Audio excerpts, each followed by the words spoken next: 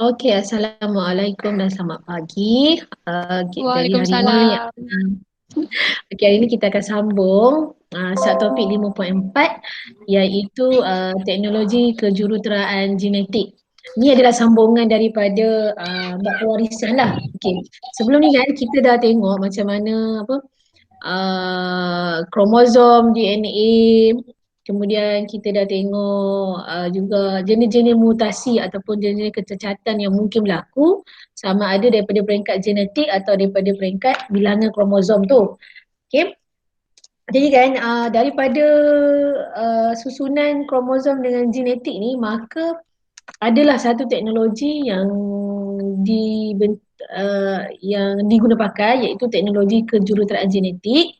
Dia adalah untuk ubah suai genetik sesuatu organisma ni. Cikgu rasa cikgu pernah bagi contoh hari tu. Contoh, awak ada satu jagung yang besar tapi tak manis. Jadi awak nak cuba ubah genetik dia ni menggunakan apa kejuruteraan genetik, dan akhirnya awak akan dapat satu jagung yang besar, yang manis, macam tu. Jadi kejuruteraan genetik ni kita adalah istilah yang digunakan untuk membasuh genetik, okey, dan telah diperkenalkan pada tahun 1973.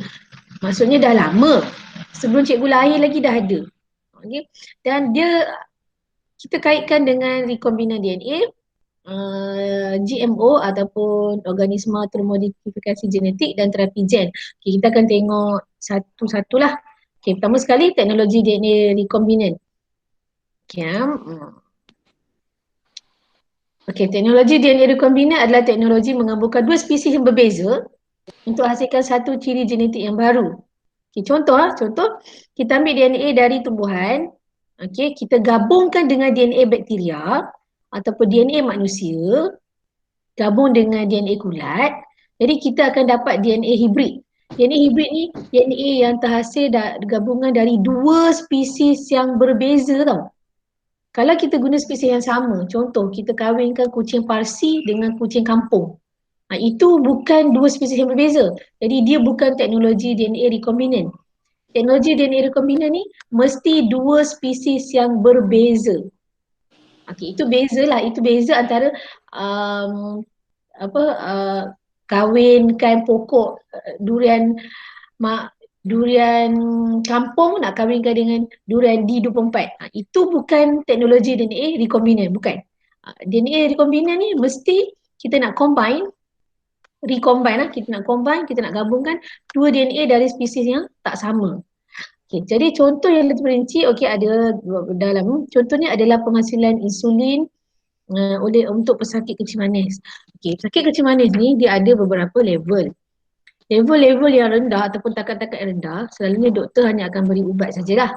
Jadi pesakit akan makan ubat dan akan makan sehingga dia tak mungkin sembuh lah. Cumanya kencing manis tu boleh dikawal ke tahap yang normal. Kemudian kalau dah sampai level yang agak tinggi, pesakit kencing manis ni akan dibekalkan dengan insulin buatan. Okay, insulin buatan. Insulin ni adalah satu hormon yang badan kita perlukan untuk tukarkan glukosa berlebihan. Okay, glukosa berlebihan kita nak simpan dia dalam bentuk glycogen. Dan untuk pesakit kencing manis, insulin dia ni, sel-sel yang menghasilkan insulin ni mungkin rosak, mungkin tak cukup, ataupun insulin tu sendiri tak cukup. Jadi perlu dibantu dengan insulin dari luar, insulin buatan. Jadi macam mana nak buat insulin secara buatan ni? Okey, inilah caranya. Saintis ambil sel daripada pankreas manusia, keluarkan nukleus dia, ambil DNA, potong DNA yang mengandungi gen insulin manusia ni. Kemudian kita kita gabungkan dengan DNA plasmid daripada sel bakteria. Nampak ni? Kita selitkan. Okey, kita selitkan. Kemudian selepas kita selitkan tu, kita masuk balikkan ke dalam sel bakteria ni.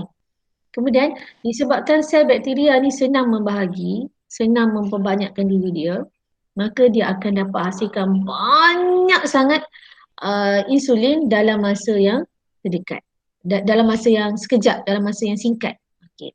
Kemudian bila sudah dia hasilkan insulin, seterusnya saintis akan asingkan, ekstrak dan tulinkan insulin manusia dan di packaging lah, dibungkus. Dan barulah boleh diedarkan. Jadi kan hormon buatan contoh seperti insulin ni memang terpaksa dihasilkan dengan teknik DNA rekombinan ni lah.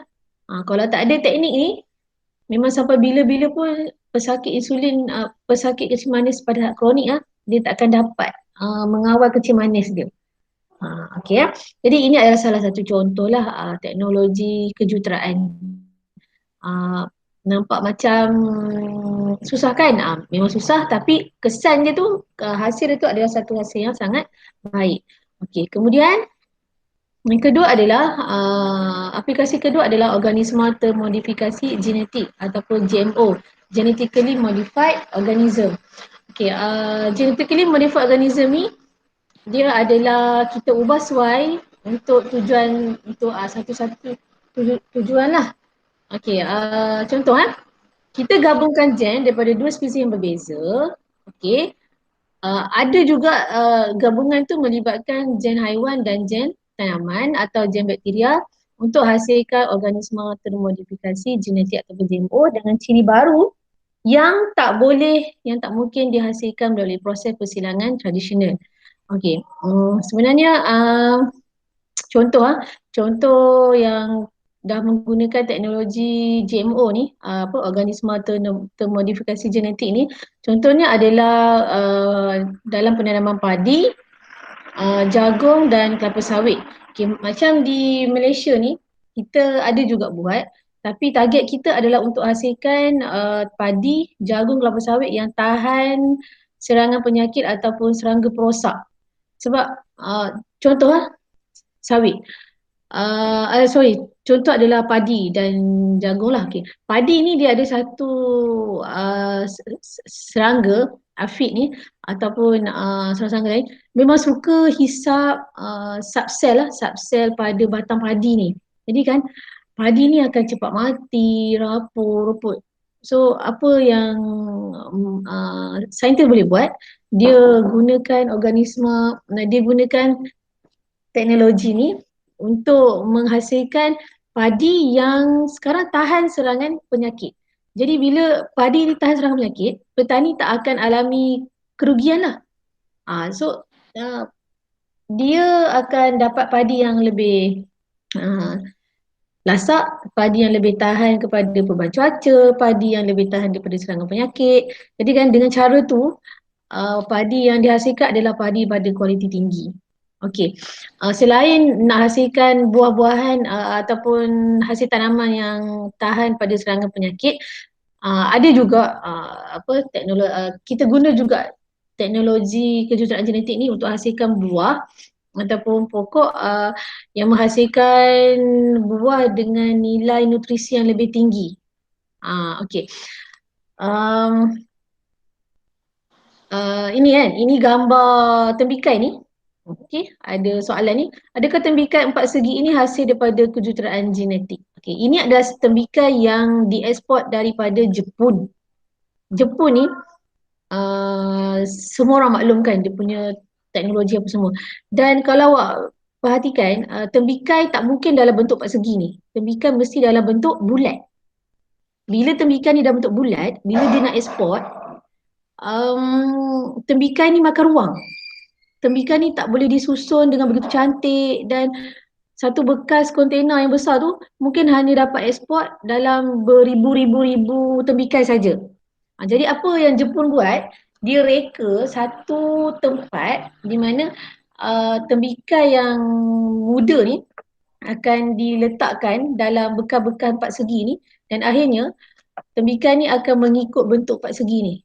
Bila dah besar, awak pun boleh fikir sendiri kan, nampak bila dia dah ada bentuk empat segi ni lebih mudah disusun, lebih banyaklah tembikai yang boleh ekspor dalam satu-satu masa. Okey. Jadi pendapat awak, adakah ini hasil daripada kejuruteraan genetik ataupun bukan? Nanti boleh telegram cikgu untuk bagi tahu awak punya pendapat lah. Okay, guys, cikgu ada kerja sekejap. So, cikgu akan stop record, nanti cikgu akan sambung balik recording. Okay, you all boleh pergi tandas, pergi mana-mana. Sekejap lagi cikgu, sebelum cikgu on balik, cikgu akan bagi mesej dulu. Okay. Okay.